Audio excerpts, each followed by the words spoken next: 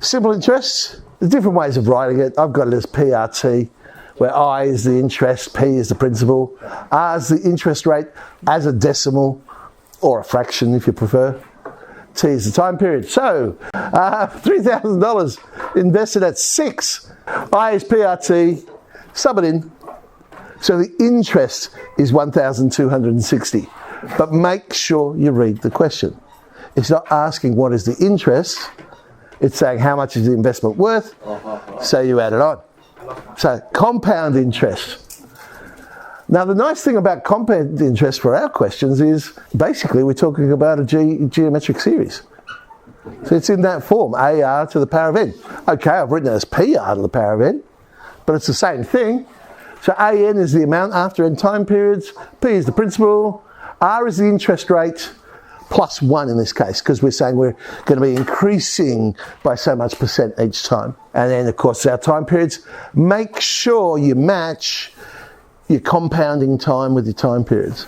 So per annum, you want time in years. Per month, you want time in months, and so on. Same question, but this time we're compounding annually to start off with. Amount 7 we want.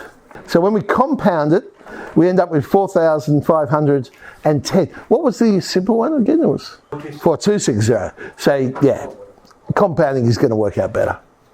What about if we compound it monthly instead of annually? So now it's 84 months, but the interest rate is 0.5%, and slightly, not by a heck of a lot, but 4,561.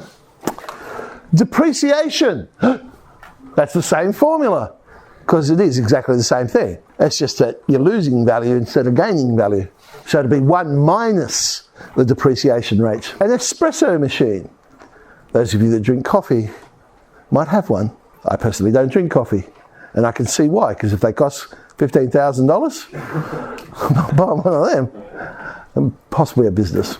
So on the 1st of January, $15,000, depreciating at 12.5%. So 1st of January 2010, that $15,000 machine is now $4,500. Which year will the value drop below 10% of the original value? Another inequality to solve. Log both sides. But if you divide by a log, 0.875, that's actually negative. So if we change the sign, 17.24, etc., etc.